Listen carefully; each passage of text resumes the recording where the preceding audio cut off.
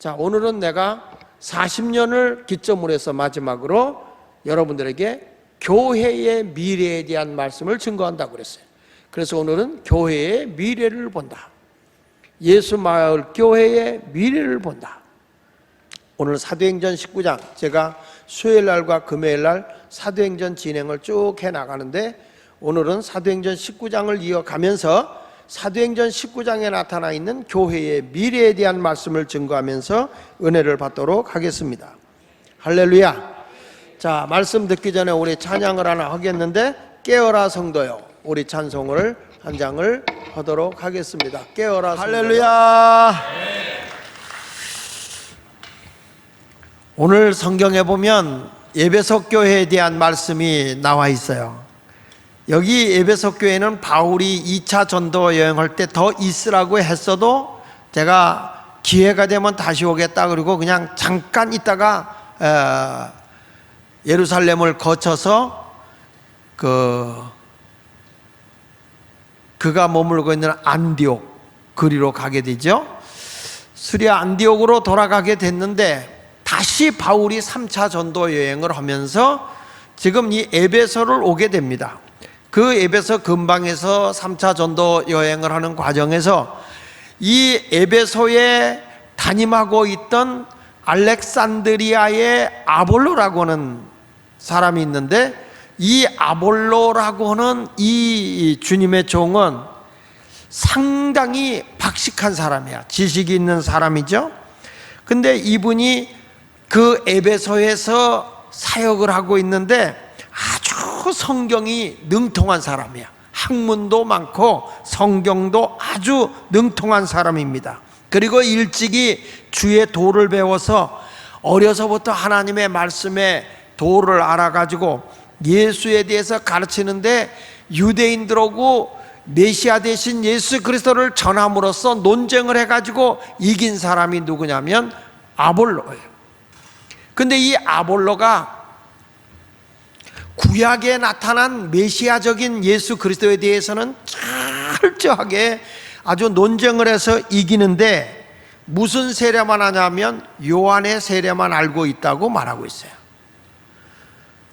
그러다가 거기에 누가 있었냐면 아굴라와 브리스길라 부부 집사가 있었는데, 이 아굴라와 브리스길라 집사가 보니까 바울에게서 복음을 듣고 자기가 경험한, 로마에서 예수를 만나고 경험한 것으로 보니까 신약에 와서 인류의 허물과 죄를 대신해서 십자가에 죽었다가 사흘 만에 부활하신 그 대속의 사역을 해주신 예수 그리스도를 모르고 있는 거예요. 기독교의 구원관에 대해서 전혀 모르고 있는 거예요. 그냥 메시아의 구약에 나타난 메시아로서의 예수는 많이 증거하는데, 실질적으로 우리의 허물과 죄를 사해 주기 위해서 어린 양으로 오시고, 그리고 십자가 위에서 우리의 허물과 죄를 다 짊어지시고 죽었다가 부활하신 예수 그리스도가 왜 우리의 모든 죄를 사해 줄 수 있는지, 그분을 통해서만이 왜 우리가 영원한 생명을 얻을 수 있는지, 그런 것에 대해서 잘 이해를 못하니까 아굴라와 브리스길라가 그를 같이 만나서 그 구원의 복음의 도를 더 확실하게 가르쳐 줬단 말이죠. 그 결과로 인해서 그 어떤 결과가 왔냐라고 물어보면, 여기 아볼로가 화가 났는지 좀 마음이 상했는지 아니면 창피했는지 이 에베소 교회를 그만두고 고린도로 가버려요. 그래서 아굴라와 브리스길라가 죄송한 그런 마음을 가지고 누굴 모시게 되냐면 바울을 모시게 됩니다. 근데 그 바울을 모셨는데 거기 2절에 있는 말씀에 보면, 사도행전 19장 2절에 있는 말씀 보면 너희가 믿을 때 성령을 받았냐 이렇게 묻잖아요. 그럼 그 너희가 누구냐? 1절을 한번 보세요. 1절을 좀 띄워주면, 이 사도행전 19장 1절에 보니까 아볼로가 고린도에 있을 때 바울의 윗지방으로 다녀 에베소에 와서 어떤 제자들을 만났다. 어떤 제자? 그럼 도대체 어떤 제자가 누구냐? 여기서 예수님의 제자가 됐으면 정관사가 붙어서, 우리 영어로 얘기하면 더라든지 이런 게 붙었을 텐데 그게 없는 걸로 봐서는 세례 요한이다, 이렇게 얘기하는 거예요. 세례 요한의 제자다. 그러니까 이분들은 구원의 확신이 없는 자들이야. 이들을 향해서 너희가 믿을 때에 성령을 받았느냐. 여러분, 아무나 예수가 그리스도이심을 믿는 게 아니라 성령의 감화와 감동을 받아야만 예수를 믿게 돼 있어요. 성령이 오지 않으면 절대 믿을 수가 없어. 베드로가 주는 그리스도에서 살아계신 하나님의 아들아 고백했을 때, 바요나 시몬아 내가 복이 있다, 이것은 내가 안 것이 아니라 하나님께서 알게 한 것이다. 은혜로 알게 하는 거예요. 여러분, 내가 예수 믿고 구원의 감격을 가지고 살아가는 것은 성령님이 오셔서 감화 감동을 주어서 믿게 된 거예요. 그래서 로마서 8장 9절에 그렇게 말합니다. 만일 너희 속에 하나님의 영이 거하시면, 성령이 거하시면 너희가 육신에 있지 아니하고, 이제는 육에 속하는 사람이 아니라 영에 있나니, 누구든지 그리스도의 영이 없으면 뭐라고 그랬어요? 그리스도의 사람이 아니다. 그러니까 여러분, 내가 예수 그리스도를 믿어요. 그러면 여러분은 어떤 사람이냐? 나는 그리스도인인 거예요. 여러분, 예수 그리스도가 나의 허물과 죄를 위해서 죽었고 사흘 만에 부활하시고 승천하신 예수를 믿으십니까? 재림하실 예수를 믿으십니까? 근데 그게 믿어지는 자체가 그게 뭐냐면 하나님의 영의 감동인 거야. 이걸 우리는 뭐라냐면 성령의 감화 감동이라 얘기를 하는 거예요. 어떤 사람은 아무리 교회에 와서 주의 말씀, 예수님을 믿으려고 해도 믿어지질 않는 거야. 왜냐하면 하나님의 영이 여기 없으니까. 그래서 성경에 말하잖아요. 이 세상 신이 그리스도의 복음이 그에게 전파되지 못하도록 회방한다고, 혼미케 한단 말이에요. 들으려고 해도 듣지 못하게 한단 말이에요. 여러분은 복이 많아서 하나님의 영이 나를 감화 감동시켜 주므로 예수 그리스도를 믿고 있는 것이죠. 믿습니까? 로마서 8장 10절에도 이렇게 말합니다. 또 그리스도께서 너희 안에 계시면 몸은 죄로 말미암아 죽은 것이지만 영은 의로 말미암아 살아있는 것이다. 자, 여러분이 꼭 기억해야 돼요. 부모로부터 물려받은 생명은 무슨 생명? 비오스, 없어질 생명, 죽어질 생명이에요. 그런데 영원한 생명, 예수 그리스도를 통해서 거듭나서 천국의 소망을 두고 사는 생명입니다. 땅의 것이 아니라 하늘의 것을 취하고 죽음에서 이 땅에서 잠시 동안 사는 그런 생명이 아니라 영원한 생명을 소유하는 그 생명은 뭐라고 그랬죠? 조회. 조회라고 하는 거듭난 생명을 가지고 있다는 거예요. 뭐가 와서? 영, 성령이 내게 옴으로써 내가 의로 말미암아 살아있는 것이에요. 그러니까 여러분들이 예수 그리스도를 믿으면 내 육은 비오스는 없어져도 영원한 생명은 절대 없어지는 게 아니라고 말이에요. 우리는 조회의 삶을 사는 거예요? 비오스의 삶을 사는 거예요? 조회의 삶을 살아가는 것 말이야. 그러니까 여러분들도 이렇게 예수를 믿는 것은 성령의 감화 감동인데, 주님이 우리에게 받으라고 하는 성령은 뭐냐면, 앞으로 우리 교회가 이 미래를 향해 가려고 하는 교회가 되려고 하면, 따라합시다. 성령 세례와, 크게 하세요. 성령 세례와 성령 충만으로 선교가 있는 교회, 전도와 선교가 있는 교회가 바로 미래가 있는 교회라는 거예요. 교회의 미래는 뭐냐? 교회의 미래를 뭘로 볼 수 있느냐? 교회가 성령이 충만하고 그 성령 충만함으로써 복음이 전해지고 세계를 향해서 선교할 수 있는 그런 교회가 되어져야 된다는 거예요. 그래서 오늘 이 에베소 교회를 바울이 와서 보니까 아주 아는 것도 많고, 그 아볼로 그 학문이 뛰어나고 그렇게 성경에 능통한 자에게 말씀을 배웠으니 얼마나 구약적으로 잘 알고 있겠어요. 근데 저들에게 하나님의 영이 없다는 거예요. 그 말은 뭐냐? 저들에게 생명이 없다는 거야. 종교적인 의식은 있는데, 비오스는 있는데 조회가 없다는 거예요. 요한의 세례만 알고 있어. 율법적인 세례만 알고 있어. 예수 그리스도의 생명이 없는 거예요. 그래서 그들을 향해서 너희가 믿을 때 성령 받았냐? 하나님의 영에 감동받아 예수를 믿었느냐? 그랬더니 이들이 하는 얘기가 성령이 있는 줄도 몰랐습니다. 그러면 너희가 무슨 세례 받았냐? 요한의 세례입니다. 율법적인 세례입니다. 죄를 깨우쳐주는 세례. 그러나 거기는 용서가 없어. 죄는 깨우쳐주지만. 여러분, 여기서 보니까 19장 2절에 하는 말입니다. 사도행전 19장 2절에 이르되 너희가 믿을 때 성령을 받았느냐? 이르되 아니라 우리는 성령이 계심도 듣지 못했어요. 누구의 제자입니까? 너희가 라고 하는 것은 사도 요한의 제자예요. 아볼로로부터 사도 요한만 배운 거야. 답답하죠? 그러니까 이런 교회가 나중에 은혜 받고 보니까 전교인이 몇 명이요? 12명이야 12명. 그렇게 훌륭한 목사님이 계신데도 교회가 12명이야. 그 왜 그럴까요? 성령의 세례와 성령 충만함이 나타나지 않으면 전도와 선교가 안 되는 거야. 하나님의 사역이 안 되는 거죠. 여러분, 이 안디옥 교회는 이 바나바와 바울이 있을 때 성령이 얼마나 크게 역사합니까? 그러니까 그들이 안디옥에서 최초로 바나바와 바울을 선교사로 보내서 1차 전도여행, 2차 전도여행, 3차 전도여행을 하는 거예요. 이런 선교 사역을 잘 감당하는 건 뭐냐? 성령의 충만함과 성령 세례가 임해야 된다는 거예요. 예수 마을교회가 앞으로 미래가 있는 교회가 되려고 하면 40년 되고 나면은 아유 이제 적당하게 가야지. 아니, 더 성령 충만해야 됩니다. 더 펄펄 뛰어야 됩니다. 성령 충만함이 나타나야 하나님의 복음이 땅끝까지 전해질 수 있는 거예요. 아, 예수마을교회가 미래가 있구나. 예수마을교회가 하나님의 뜻대로 내일이 있는 교회구나. 뭘 보고 하느냐? 그 교회가 성령이 충만하냐? 성령이 충만하지 않느냐? 그거 보면 미래가 있냐 없냐 보이는 거예요. 사도행전 1장 8절 우리가 다 아는 얘기잖아요. 오직 성령이 너에게 임하시면 너희가 뭘 받고? 권능을 받고 예루살렘과 온 유대와 사마리아 땅끝까지로 내 증인이 되리라. 여러분, 우리가 복음이 전파되어야 하는 곳이 어디까지입니까? 예루살렘이라는 건 지금의 우리로 보면 교회죠. 예루살렘과 그 다음에 유대, 대한민국이지. 유대나라, 사마리아, 저 북이스라엘, 그쵸? 북이스라엘 수도가 사마리아야. 예루살렘은 남유다 나라의 수도고, 그리고 온 유다, 남이스라엘 나라죠.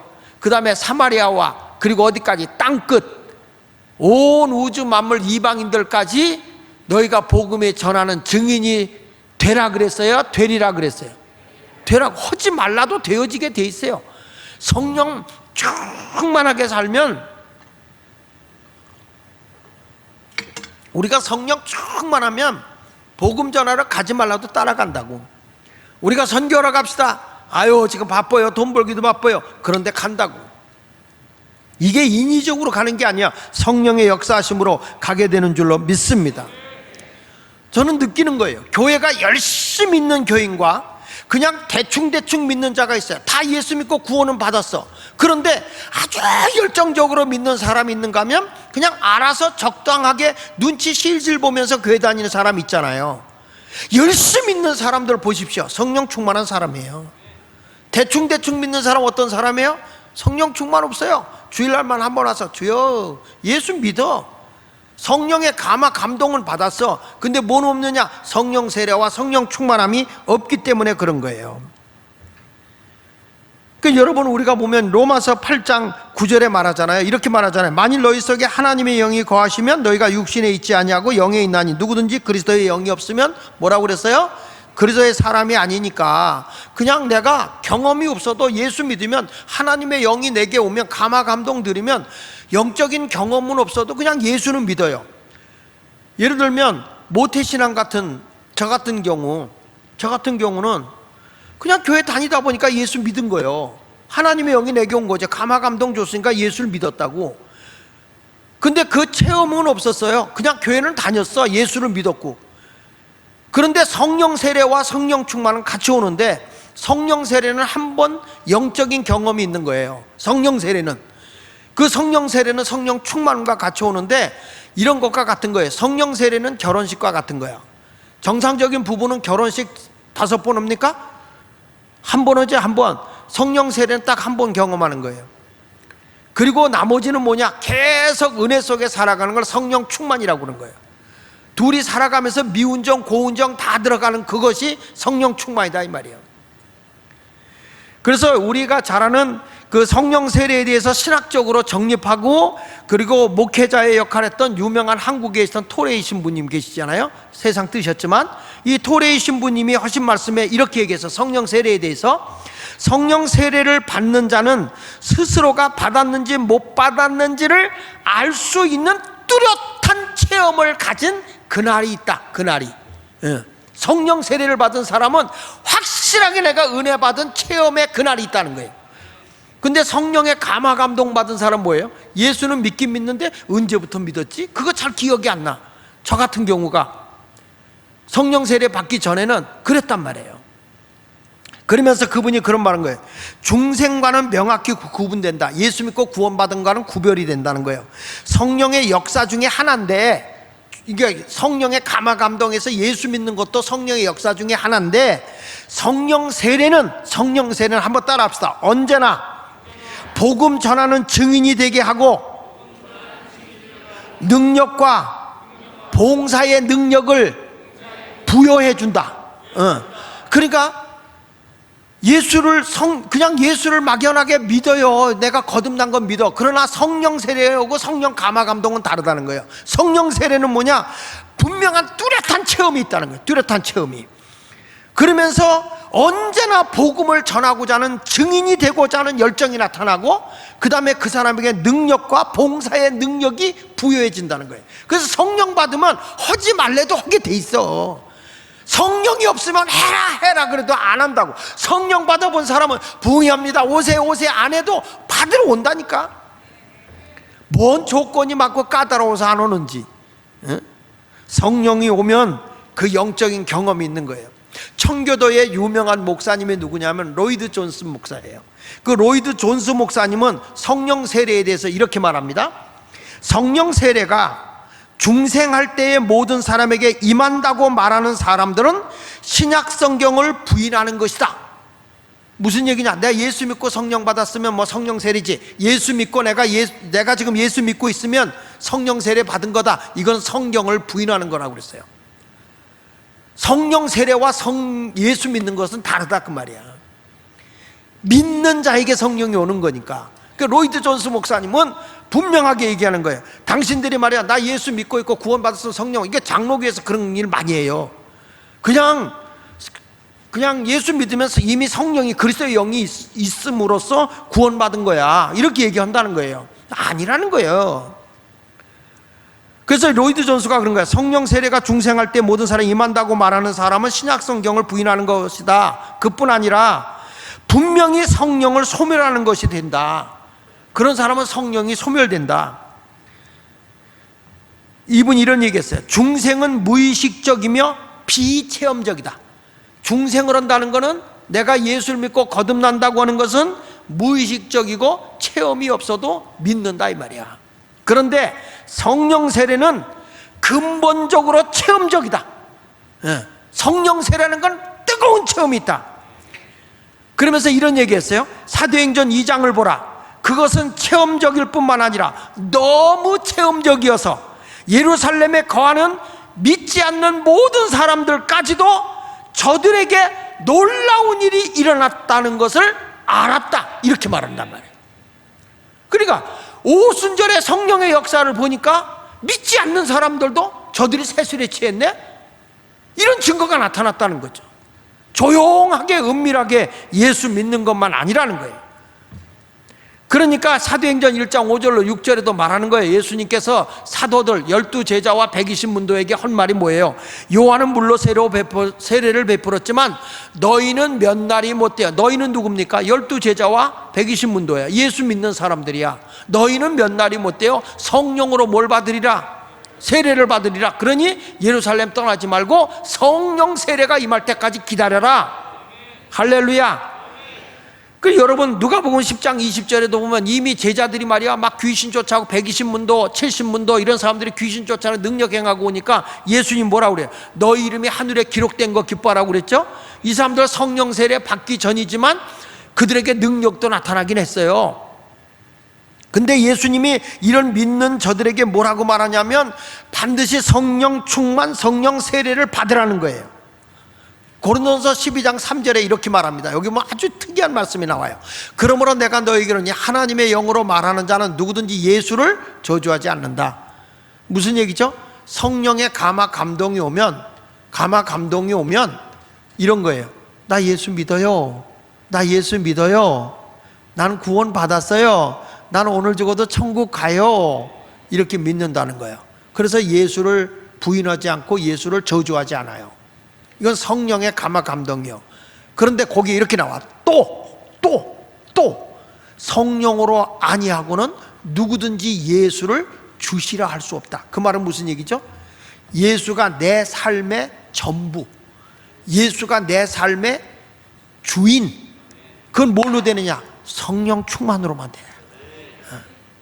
내가 예수를 믿는데 사이드로 세상의 것을 더 좋아할 수도 있어. 예수는 안 믿는 건 아니야. 믿기는 믿어. 감화 감동인데 아직까지 성숙한 신앙이 아니야 이거는. 근데 성령 세례를 받으면 온 천하를 다 버려더라도 오직 예수 한 분 붙잡고 살아. 사도 바울처럼 내 인생의 주인이 예수니까 살아도 주를 위해 살고 죽어도 주를 위해 죽나니 사나 죽으나 내 몸에서 예수만 존귀하게 되기를 원한다. 이게 성령 세례 받은 자의 특징인 걸 믿으시기 바랍니다. 할렐루야. 여러분의 삶의 주인은 누구십니까? 여러분의 삶의 주인은 누구십니까? 분명히 그렇게 되길 바랍니다. 말은 그렇게 하는데 돈이 주인인 사람도 있고 명예가 주인인 사람도 있고 가정이 주인인 사람도 있고 자기 자신이 주인인 사람도 있고 다 그래요. 그런데 우리 진짜 성령 세례 받은 사람은 주인이 누구냐? 예수가 주인인 거예요. 할렐루야. 그러니까 여기 성경에 마태복음 3장 11절로 12절에 이런 말합니다. 나는 너에게 회개하기 위하여 물로 세례를 베풀지만 내 뒤에 오시는 이는 나보다 능력이 많으시니 나는 그의 신을 들기도 감당하지 못하겠노라. 따라합시다. 그는 성령과 불로 너희에게 세례를 베풀 거다. 그러니까 여기 보니까 이런 거예요. 성령 세례와 불 세례를 준다는 거예요. 성령 세례는 영적인 경험이야. 불 세례는 뭡니까? 고난이야. 고난. 내가 주의 일을 걸어가지만 고난이 내게 온다는 거예요. 고난이. 근데 고난이 올 때 보니까 여기 이렇게 손에 키를 들고 자기의 타작마당을 정하게 하사 알곡은 모아 곡간에 들이고 쭉정이는 꺼지지 않는 불에 태워버린다는 거예요. 보십시오. 여러분 성령 충만하죠. 성령 충만한데 내가 복음을 전하러 가야 돼. 선교하러 가야 돼. 뭐가 옵니까? 고난이 와. 힘든 일이 와. 아이고 힘들어. 그리고 마가처럼 중간에 도망가 버려. 그러니까 바울은 이렇게 연약한 사람 데리고 내가 선교하러 가지 못하겠다 해가지고 바나바하고 다투고 헤어지는 경우도 있잖아요. 우리는 성령 충만해서 주일하러 간다 그러면 반드시 불세례도 따라와. 뭐냐? 고난도 같이 온다고요. 그 고난이 왔을 때에 아 이게 알곡이구나 쭉정이구나 갈라진다니까요. 갈라진다고. 교회도요 평상시에 다 예수 잘 믿는 것 같아. 근데 한번 회리바람이 치듯이 한번 까불러 보면 쭉정이요 알곡이 단방에 나오는 거야. 달라지는 거예요. 달라지는 거야. 난 우리 성도들이 다 알곡 됐으면 좋겠어. 주님의 진리 안에서 알곡으로 가라고. 환난이 와보면 웬 그렇게 하나님의 말씀 어떻게 하면 주님을 기쁘게 하며 예배드릴까? 이게 없어요. 지금 우리랑 똑같이 영락교회도 부흥회를 오고 있더라고. 영락교회. 근데 영락교회는 얼마나 사람들이 많이 온지 사람 고만 오게 하느라고 말리네라고 난리야. 우리는 그냥 다 와도 되는데.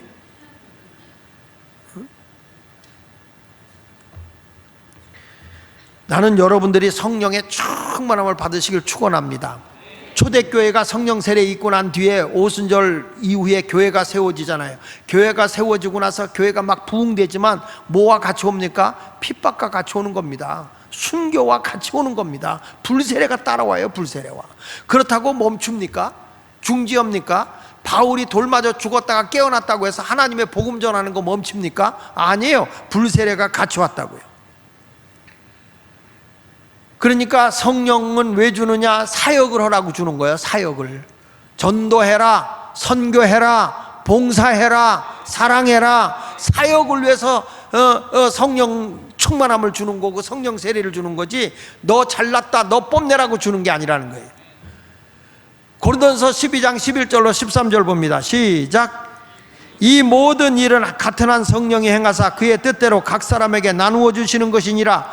그러니까 성령은 내가 주고 싶어서 주는 게 아니라 성령님의 뜻대로 주는 거예요. 여기 다시 보세요. 이 모든 일은 같은 한 성령이 행하사 그의 뜻대로, 할렐루야, 성령님의 뜻대로 각 사람에게 나누어 주는 거예요. 불이 혀같이, 오순절에도 불이 혀같이 갈라지는데 각 사람에게 성령이 임했다. 각 사람에게. 어떤 사람은 뭐 남이 그런 은사 받으니까 나도 그거 받겠다 하는데 성령의 의지에 의해서 우리에게 주어지는 거니까 주는 데 받아. 어떤 사람 방언 받으니까 하나님 나 이거 안 받을래, 이거 안 받을래. 예언은 사줘, 예언은 줘. 그래서 방언도 뺏기고 예언도 못 받았디야. 그냥 성령님이 주면 아멘 하고 감사함으로 받아야 돼. 할렐루야. 여기 보십시오. 그의 뜻대로 각 사람에게 나누어 주시는 것이니라. 몸은 하나인데 많은 지체가 있고 몸의 지체가 많은 한 몸인 것 같이 그리스도도 그러하다. 그러니까 각 사람에게 지체대로 은사를 주는 거예요. 교회가 한 몸 공동체가 되도록 다 은사를 다 하나님이 필요한 대로 주신다는 거예요. 할렐루야. 그러면서 보십시오. 우리가 유대인이나 헬라인이나 종이나 자유인이나 다 한 성령으로 세례를 받아. 같은 성령으로 성령 세례를 받아서 뭐가 됐냐? 한 몸이 된다는 거예요. 할렐루야. 내가 아까 뭐라고 했어요? 성령 세례는 결혼식과 같다는 거예요. 둘이 합하여 한 몸이 되라. 그게 결혼식 아닙니까? 그러니까 교회가 성령 세례하면 예수마을교회가 어떤 사람이 되느냐? 너는 너 나는 나 지멋대로 노는 게 아니라 성령 안에서 한 몸이 돼야 돼. 한 몸이. 예. 나 잘났다고 팩팩하고 돌아다니지 마. 교회는요 외톨이가 되면 안 돼.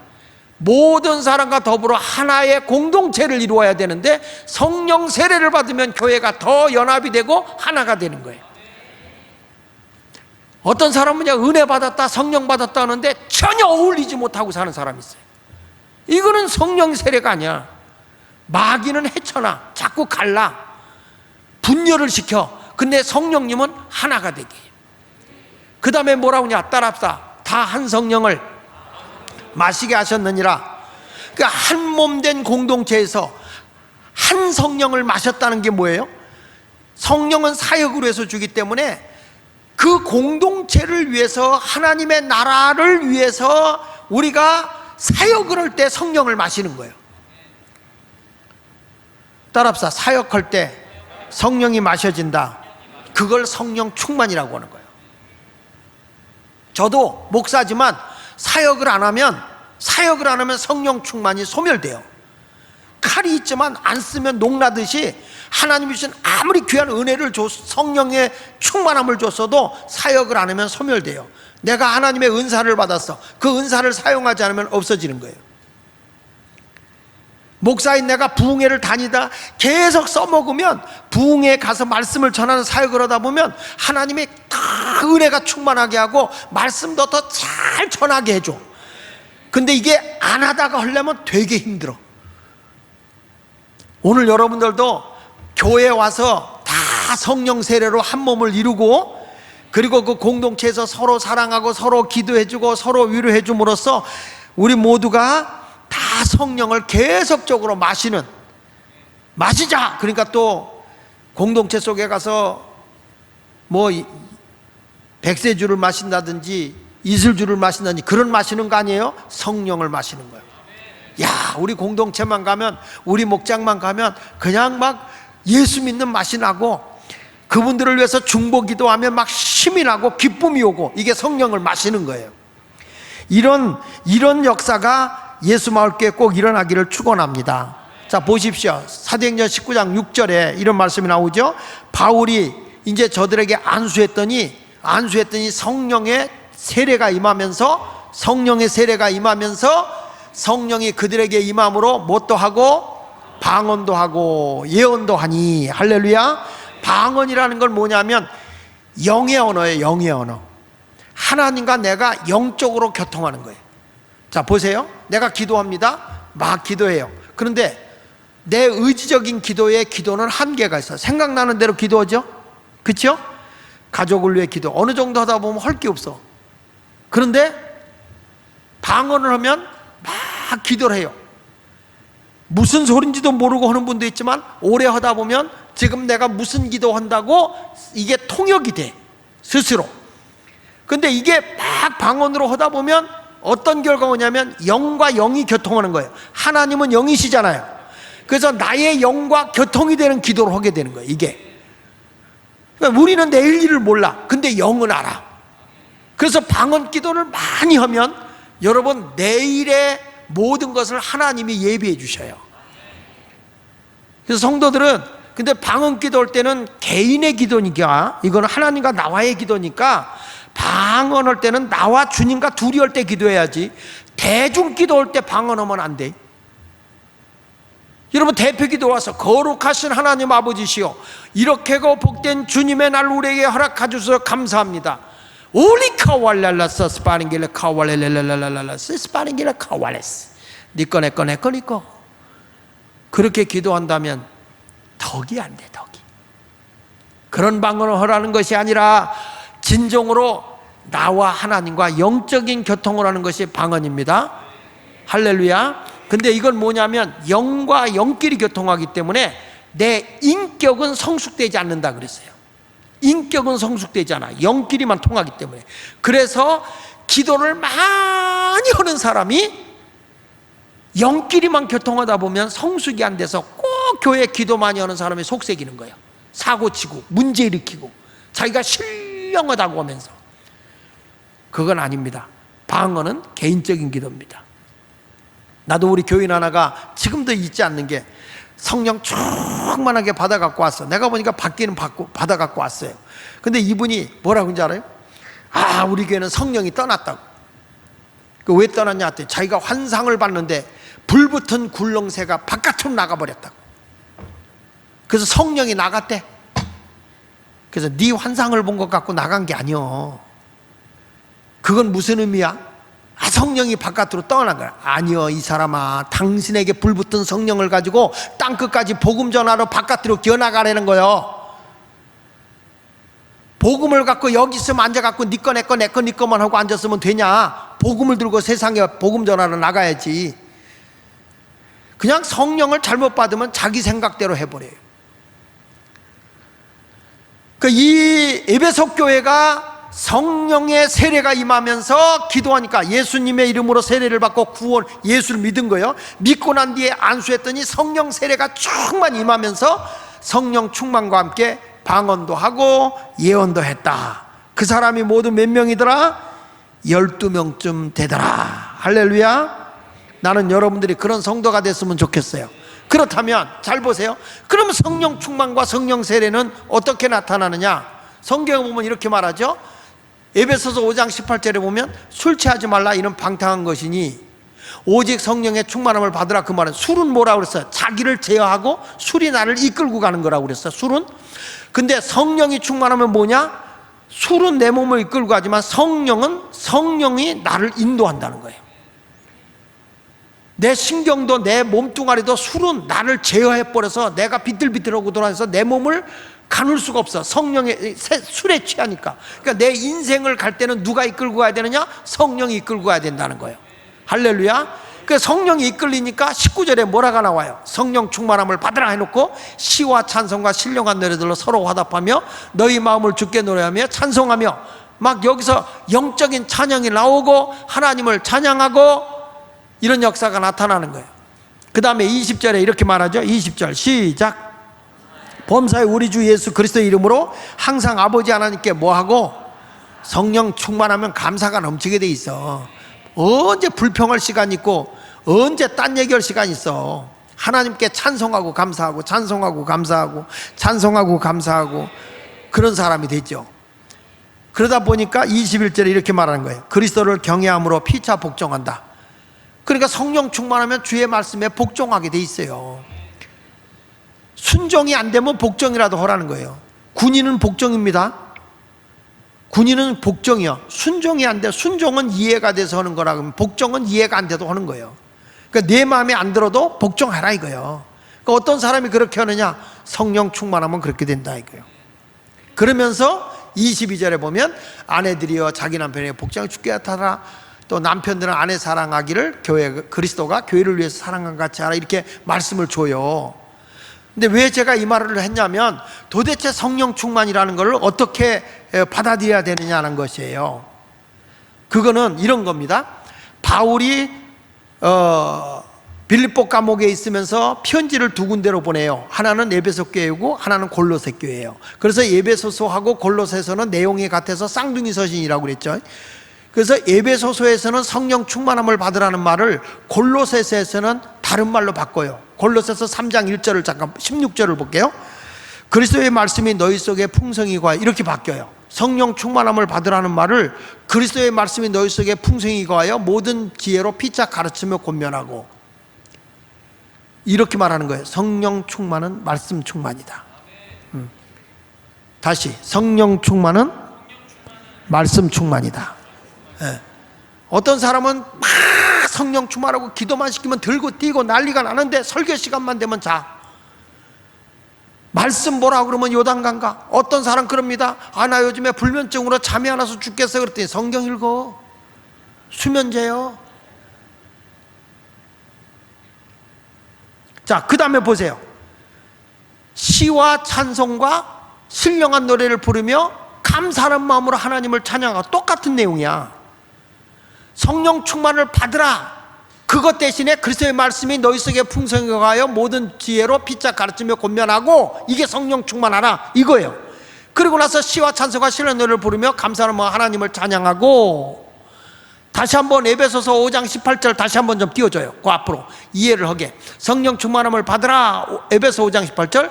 자, 그 다음에 19절 어떻게 나와요? 시와 찬송과 신령한 노래로 서로 다음에 너희 마음으로 노래하며 찬송하며, 19절 우리 주 예수 그리스도로 항상 아버지 하나님께 뭐하며? 감사하며 그랬죠? 다시 골로새서 3장으로 다시 가봐요. 자, 그리스도의 말씀이 너희 속에 풍성히 거하여 모든 죄와 피처로 권면하고 그랬죠? 거기까지 성령 충만하라, 이거 같은 거야. 그 다음에 뭐가 나와요? 시와 찬송과 신령한 노래를 부르고 찬송하라, 그 말이야. 무슨 마음으로? 감사하는 마음으로. 그리고 17절에 또 무엇을 하든지 말에나 일에나 다 주 예수 이름으로 하고 그를 힘입어 하나님 아버지 앞에 감사하라 하면서 18절에 하는 말이 아내들이야 남편에게 복종하라. 그러니까 가정에 대한 얘기예요. 19절에 남편들아 아내 사랑하기를, 아내를 사랑하며 괴롭게 하지 마라. 이래서 가정으로 이어지잖아요. 그러니까 이게 다 뭐냐면 골로새서나 에베소서는 내용이 똑같은 내용이야. 그런데 성령 충만함을 받으라, 이것이 골로새에 가서는 말씀 충만함을 받으라, 이렇게 바뀌어진 거죠. 우리 예수마을교회 성도 여러분, 앞으로 우리 예수마을교회가 미래가 있는 교회가 되려고 하면 성령 충만하고 말씀을 전하기 위해서, 복음을 전하기 위해서 땅끝까지 나가는 선교운동이 일어나는 교회가 될 때 이 교회는 미래가 있는 교회다. 예수마을교회여, 미래를 가지십시오. 그러기 위해서는 성령 세례와 성령 충만함이 계속적으로 일어나야 할 줄로 믿습니다. 불길 같은 주성령 184장 1절만 우리 한번 불러보겠습니다. 시간을 전략하기 위해서. 자, 그러니까 첫 번째로 성령 세례와 성령 충만한 교회가 돼서 전도와 선교가 있는 교회, 그런 목회가 이루어져야 돼. 할렐루야. 제가 앞으로 이제 40년 지냈으니까 우리 목사님 늙었으니까 끝났다, 어림 서푼어치도 없어. 우리 교회는 더 뜨거워져야 되고 더 성령 충만해야 되고 전도하고 선교에 앞장서는 교회, 그게 우리 교회의 미래야. 두 번째, 교회의 미래는 뭐냐? 예수마을교회 정신 똑바로 차려요. 따라합시다. 교육목회다. 다시 크게, 교육목회다. 교회가 교육이 살아야 된다는 거예요. 자, 오늘 사도행전 19장 8절부터 보겠습니다. 바울이 회당에 들어가 석 달 동안 담대히 하나님 나라 관하여 강론하며 권면했다.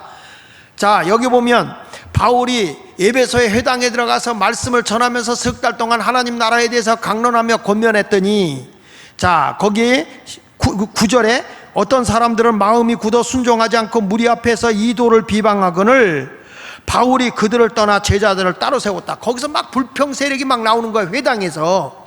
그래서 바울이 어디로 갔냐면 두란노 서원으로 갔어요. 두란노 서원. 두란노 서원에서 다 같이 날마다 강론하는데 얼마 동안? 10절 2해 동안 2년 동안 이같이 하니 아시아에 사는 자는 유대인이나 헬라인이나 다 주의 말씀을 듣더라 그랬죠.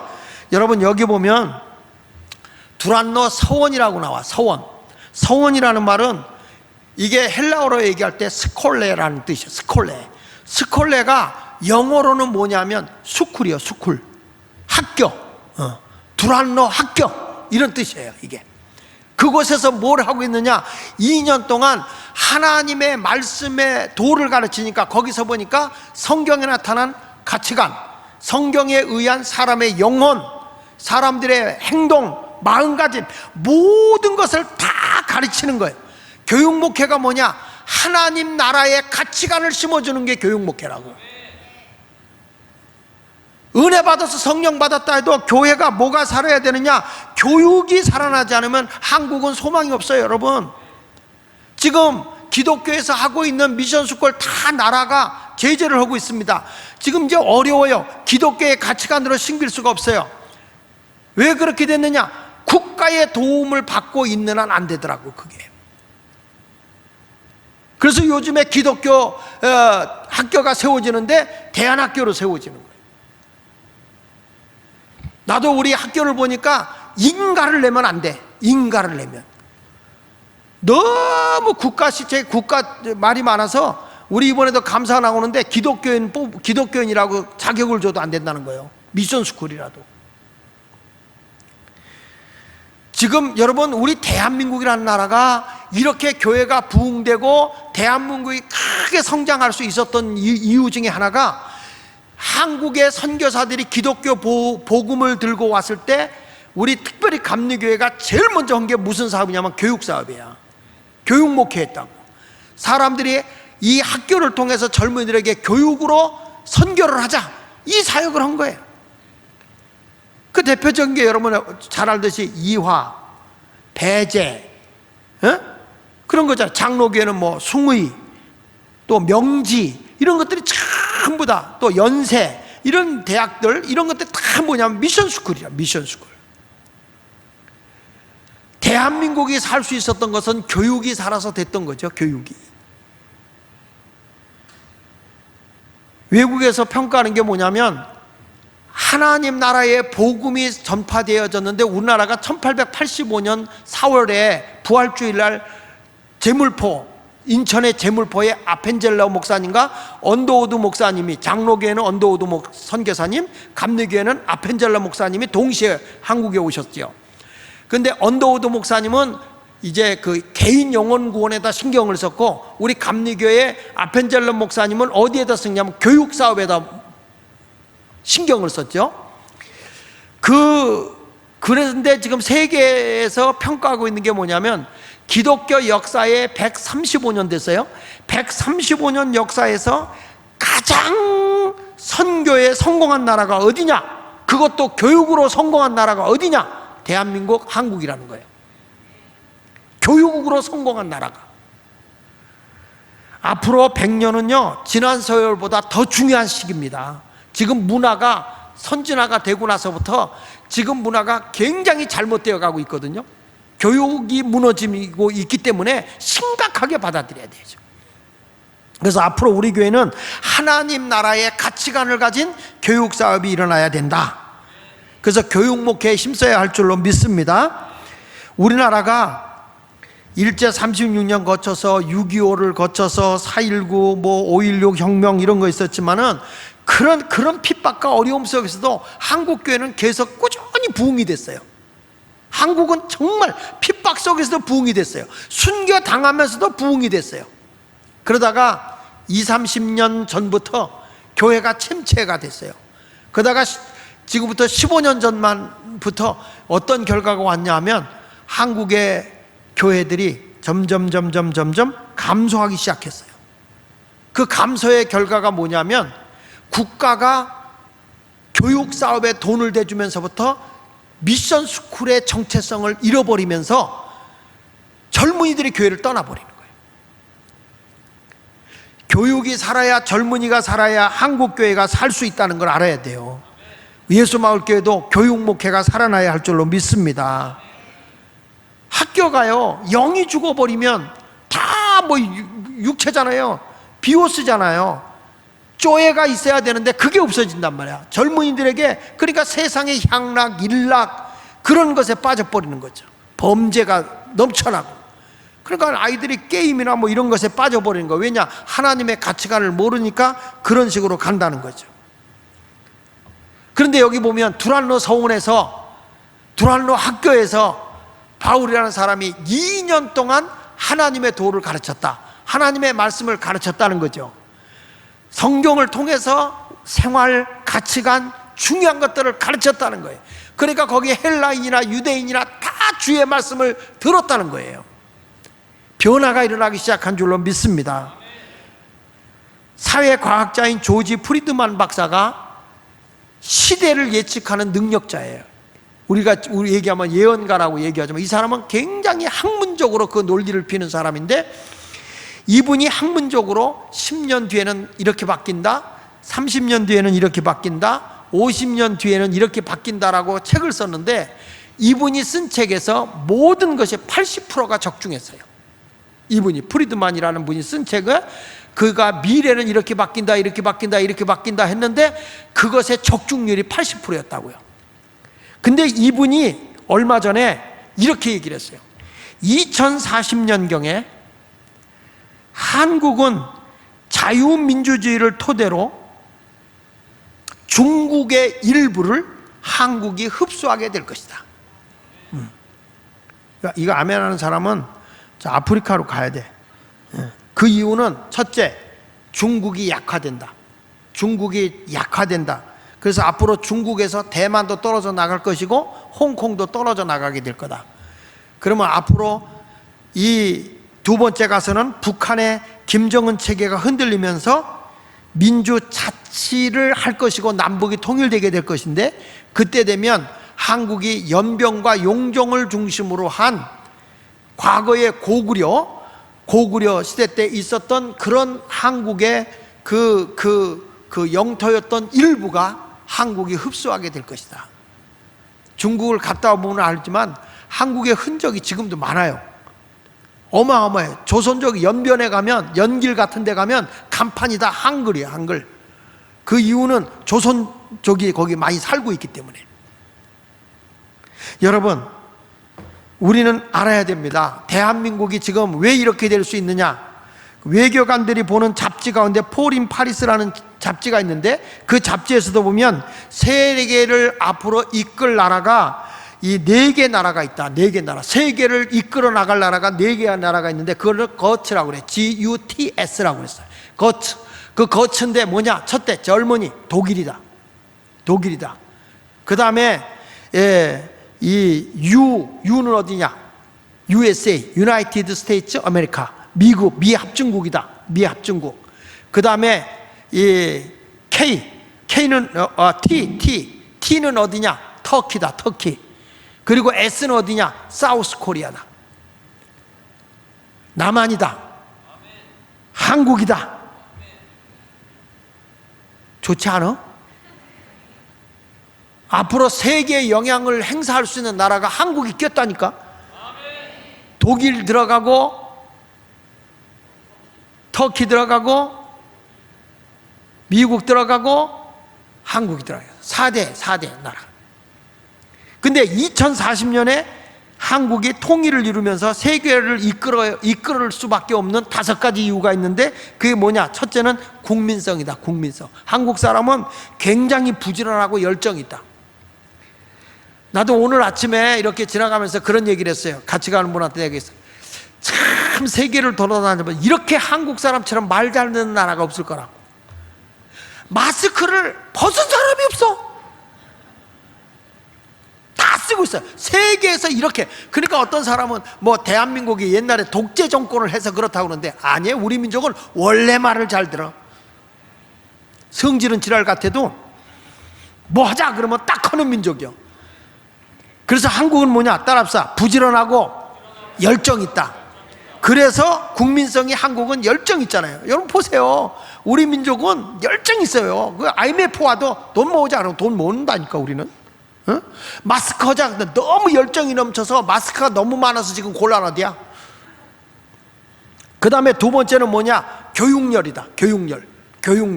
그러니까 대한민국은 굶어도 자식은 학교 보내잖아요.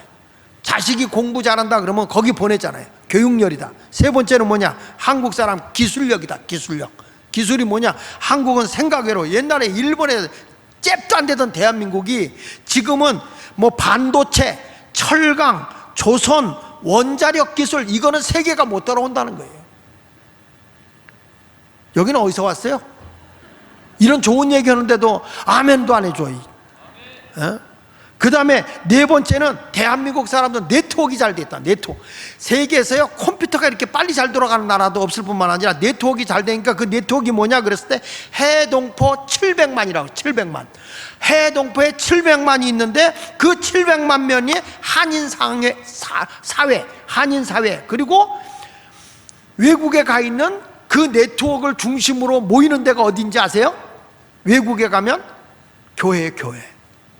교회를 중심으로 다 모여 있어요. 그러니까 서로 연대되어 있어서 네트워크 있고, 지금 미국이 말이에요. 아무리 한국을 몰라고 그래도 미국에 그래도 영향력을 행사하고 있는 게 교회거든요. 거기에 한인 목사님들이 그 미국의 로비리스트들이 그렇게 많다는 거예요. 그러니까 한국을 무시 못합니다. 아멘 안 하면 안 됩니다. 그 다음에 우리는 한국 교회가 130년간 어려움을 극복하는데 앞장섰어요. 교회에 저력이 있습니다. 대한민국이 선진 대열에 들어갈 수 있도록 하는 것은 그래도 교회입니다. 내가 계속 얘기하잖아요. 세상을 변화시키고 새 사람을 새롭게 할 수 있는 건 교회밖에 없어요. 사람을 변화시킬 수 있는 게 교도소입니까? 정치입니까? 교육입니까? 아니에요. 교회를 통해서 하나님의 말씀으로 바꿀 수밖에 없는 거예요. 그렇다면 앞으로 한국의 교회가 어떤 교회가 되었냐? 교육이 살아있는 교회가 된다. 제가 지난번에 안혜곤 목사님하고 그 아들 안찬민 전도사하고 제가 어디를 모시고 갔었냐면, 여기 가면은 그 시티 힐 아카데미라는 대안학교가 있어요. 시티 힐 아카데미. 산 위에 마을 교회에서 하는 건데, 이 교회에 가서 이 교회가 대안학교, 교회 자체가 학교예요. 교회 자체가 학교인데 어떻게 해서 이 학교였나 그러고 가봤더니 비인가 대안학교인데 초등학교부터 유치부부터 쭉 해가지고 고등학교까지 이렇게 학교를 운영하고 있더라고요. 근데 이건 어떻게 되냐면 젊은 사람들이 모여서 기도하면서 한국의 비전을 가지고 하자 하다 보니까 그 교인들 젊은 사람들이 모여서 기도하다 보니까 자기들끼리 결혼하게 되고, 결혼해서 애를 낳다 보니까 이거 어떻게 할 거냐, 사회로 학교를 보낼 거냐, 아니냐, 그러지 말고 우리 교회에서 그냥 대안학교를 하자. 그래서 자기들끼리 모여서 선생님도 자기들이 하고 그래가지고 이 학교를 한 거예요. 그러다 보니까 이게 점점 커진 거예요. 그러니까 교회가 학교고 학교가 교회야. 이렇게 교회가 굉장히 건강한 교회가 됐는데, 좁아가지고 지금 어디로 갈까 이렇게 얘기를 하더라고요. 참 많은 도움 받았어요. 그러니까 젊은 사람들이 지금 애들을 학교에 보내려고, 더군다나 이제 동성애가 이게 이 문제가 되게 되고 애들 폭력적인 게 많아지는데, 전부 다 거기는 선생님들이 교인들이고, 그리고 그 아이들을 맡아서 가르치다 보니까 그렇게 아이들에 대한 관심, 사랑이 많은 거예요. 근데 그 아이들의 교육이 지금 한 200여 명이 되는데, 거의 바깥에서 오는 게 아니라 그 안에서 거기가 온대. 그리고 걔들이 와도 거기서 신앙생활하고 거기서 믿음생활하고 하나님을 기쁘게 하고 이런 교회를 만든 거예요.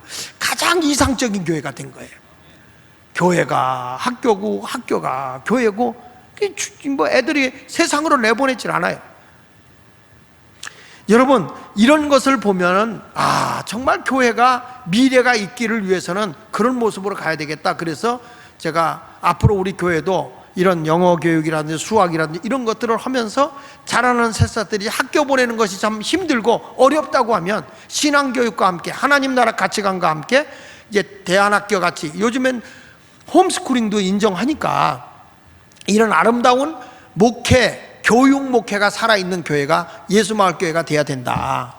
좀 아멘 좀 씩씩하게 했으면 좋겠어. 저는 그런 학교가, 그런 교회, 목회, 그러니까 말씀 공부도 잘 되고, 그리고 세상 교육도 잘 시킬 수 있는 그런 시스템이 앞으로 미래의 교회가 살 길이 아닐까. 할렐루야. 그렇게 돼야 됩니다. 그러니까 지금도 미국에서 다 문 닫았어도 아이들 교육, 인성교육, 영성교육이 이루어지는 교회는 다 부흥되고 있고, 그것이 없이 그냥 옛날 전통적인 그냥 예배만 드리고 찬송하고 우리끼리만 모여있는 그런 교회는 다 문 닫고 있고요. 이게 지금 현실입니다. 현실. 다시요, 교회의 미래는 교육 목회에 달려 있어요. 아멘. 그러니까 이 두란노 서원에서 하나님 말씀을 공부시키잖아요. 이런 모습이 우리 예수마을교회도 미래의 비전을 가지고 가야 됩니다. 그걸 지금 저는 준비하고 있어요. 얼마 안 됐지만 해야 된다, 이거 해야 된다. 영어부터 토요 학교가 조금 발전돼 가지고 좀 이렇게 좀 잘 커졌으면 좋겠어요. 토요 학교가 잘 되어 가지고 아멘도 좀 했으면 좋겠는데. 자, 그 다음에 찬송 한 장 하고 말씀을 할까요? 깨어라 성도야 다시 한번 하고 세 번째로 넘어가겠습니다. 오늘은 넷째까지입니다. 세 번째로는 따라합시다. 교회의 미래는 치유의 목회다. 다시, 교회의 목회는, 교회의 미래는 치유의 목회다.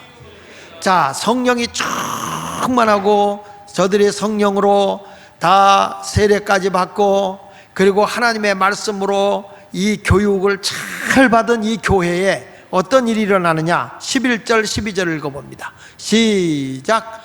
하나님이 바울의 손으로 놀라운 능력을 행하게 하시니 심지어 사람들이 바울의 몸에서 손수건이나 앞치마를 가져다가 병든 사람에게 얹으면 그 병이 떠나고 악기도 나가더라. 할렐루야. 영적인 치유가 먼저 있어야 돼요. 교회에 오면 치유의 역사가 일어나는데 영이 병든 사람들이 있어요. 영적으로 치유가 안 되면 모든 게 안 돼요. 하나님과의 관계가 바로 세워지는 게 영적인 치유거든. 그러니까 하나님의 말씀으로 굳게 세워져야 되는데, 당연히 예수 잘 믿으면 믿는 자에게 표적이 따르게 돼 있거든요. 예수 마을교회가 성령 충만하고 하나님의 말씀으로 양육이 잘 이루어지면서 우리가 사역을 가면 표적이 따른다 그래서 따른다. 자, 마가복음 16장 17절에 보면 믿는 자들에게는, 제대로 예수 믿는 자들에게는 표적이 따르리니, 사인이죠. 이 세미온이라는, 표적이라는 말은 헬라어로 세미온이요. 세미온. 세미온이라는 말은 뭐냐면 사인이요. 사인.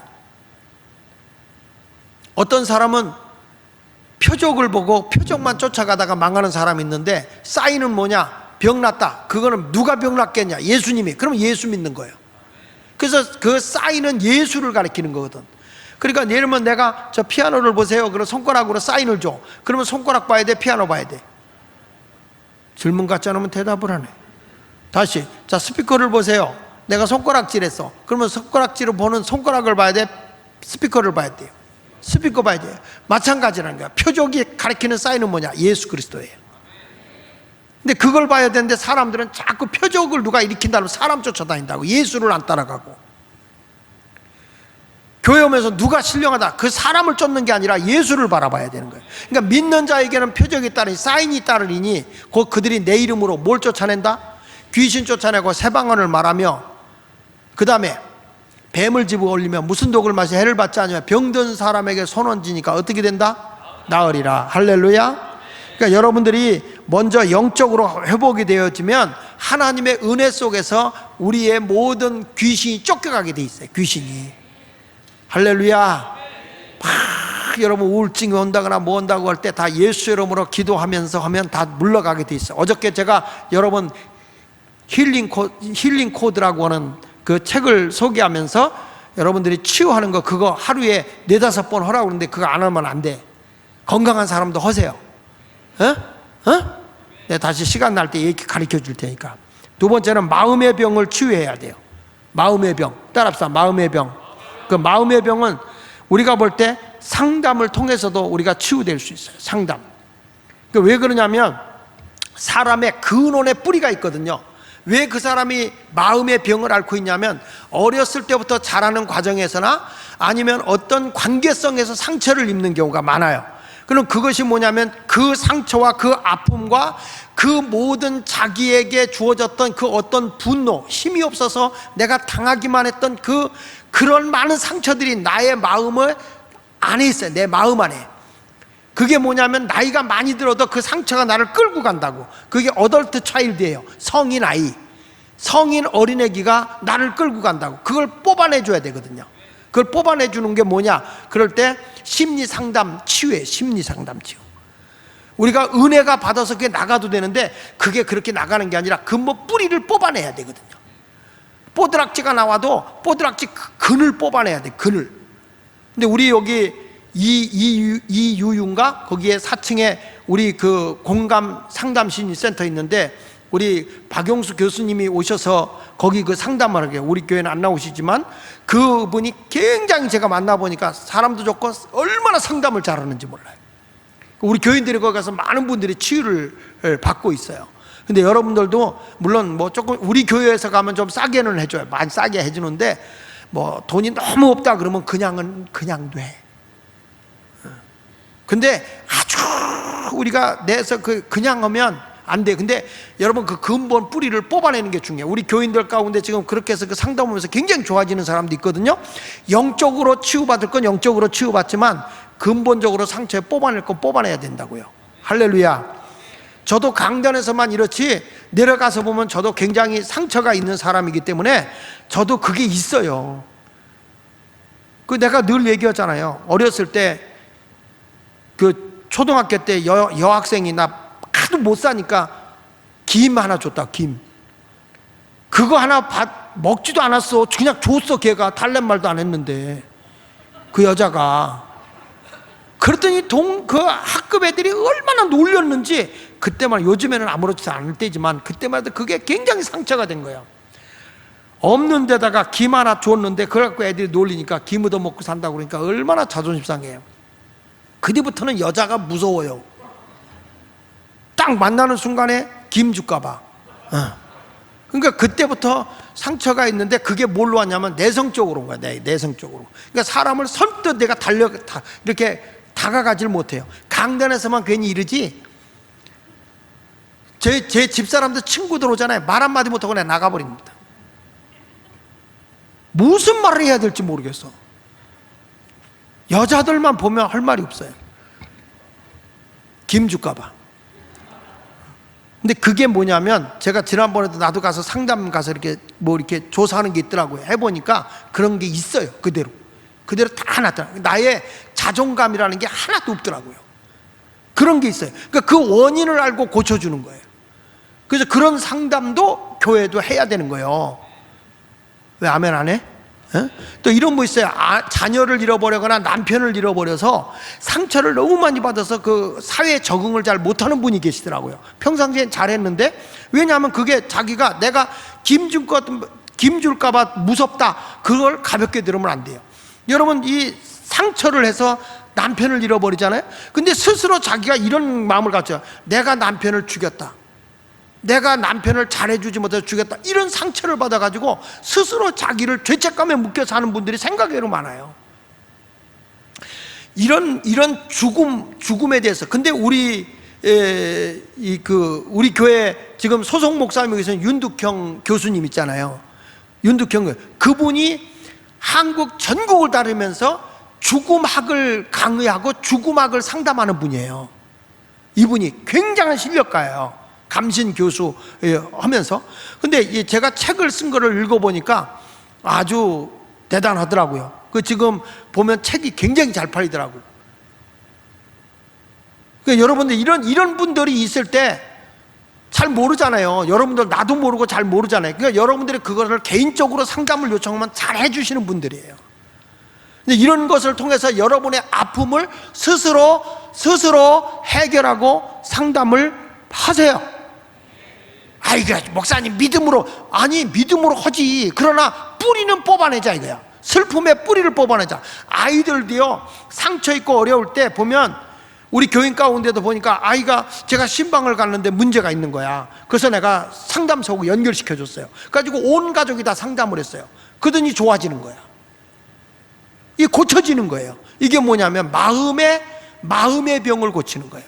이런 치료가 임해야 된다니까, 교회가.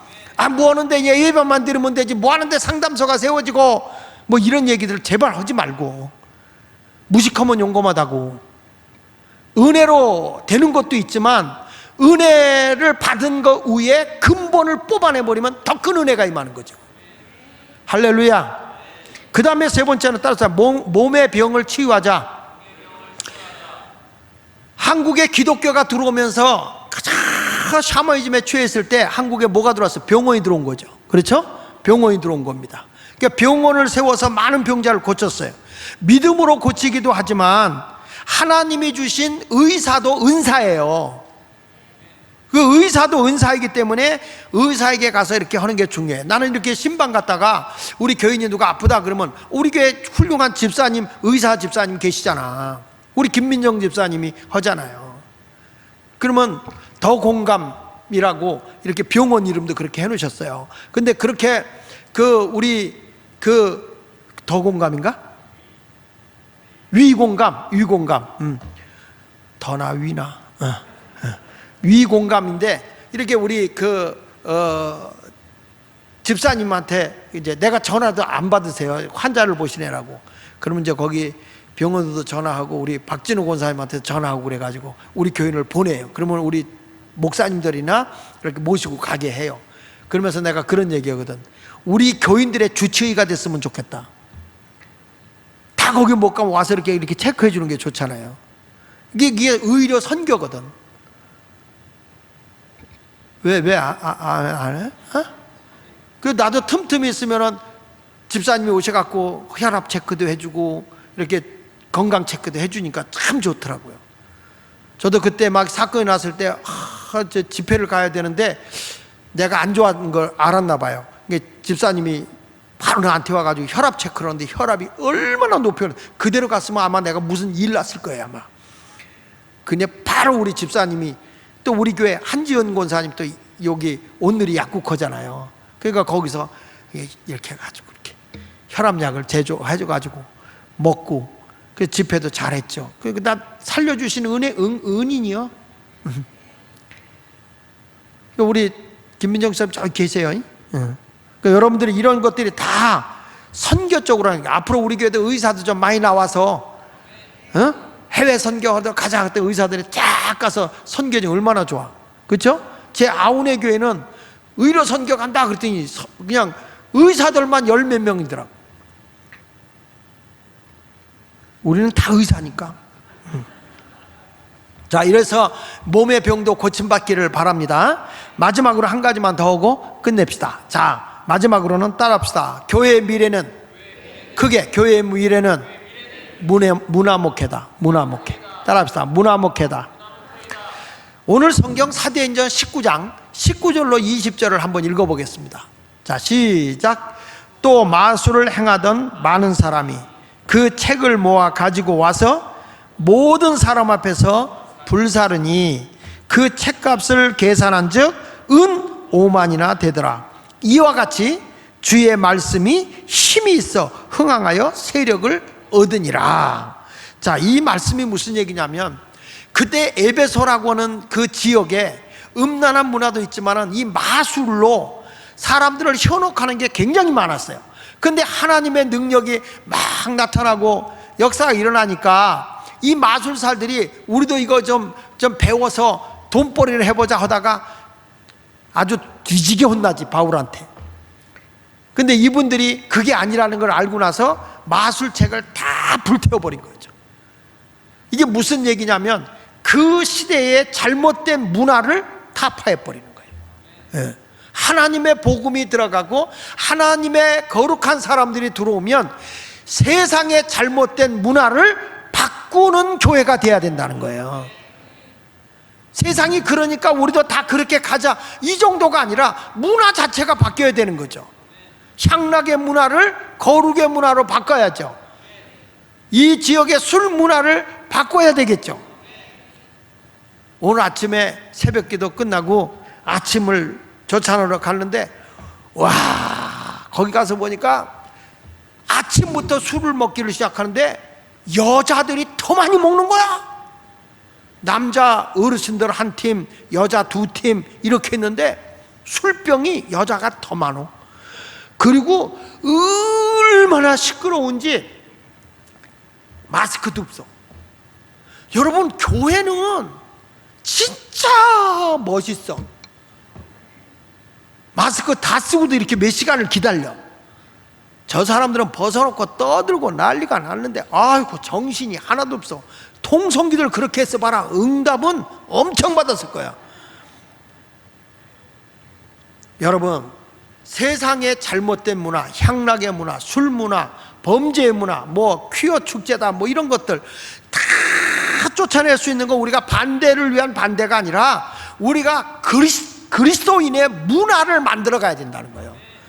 할렐루야. 그러니까 우리 예수마을교회에 이제는 좀 훌륭한 사람들이 많이 와야 되겠죠. 문화를 바꿔야 되니까. 아멘입니까? 뭐 작가들도 좀 오고, 연기인도 오고, 가수들도 오고, 또 뭐 하여튼 여러 가지 필요한 사람들이 많이 나타나고, 기업인들도 좀 나타나고, 그래서 세상을 바꿔놓는 그런 위대한 일들이 일어났으면 좋겠습니다. 그걸 놓고 기도합시다. 할렐루야. 요즘에 제가 청년, 이청년 비전 마을이지만 저들에게 보면 특별한 이런 엔터테인먼트라든지 이런 거 있어서 거기를 한번 문화마을로 한번 해봐라. 그렇게 제가 이야기를 하면서 1청년이지만은 청년부 안에 1, 2지만은 그냥 문화사역적으로 한번 빛을 내서 세상을 한번 바꿔봐라.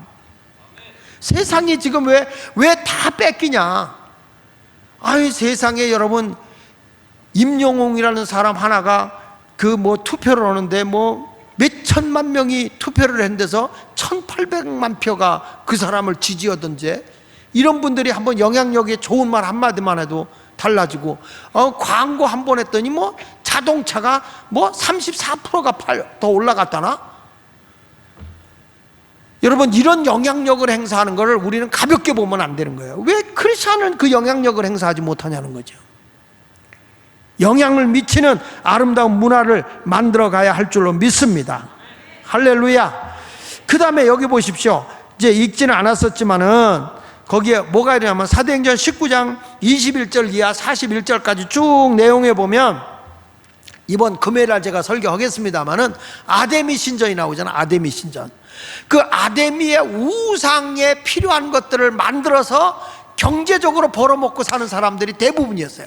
근데 여기에 바울이 들어가서 이 에베소라고 하는 지역에 성령의 역사를 통해서 기독교의 복음이 들어가면서 변화가 일어나니까 우상의 문화가 적응을 못하는 거예요. 안 팔리는 거예요. 이제 우상의 자재들이, 우상 옷에 입혀야 할 것들이 다 안 팔리는 거예요. 이게 무슨 일이냐? 이게 경제적으로 이게 큰 손실이 왔다. 이게 누구 때문이냐? 바울 때문이다.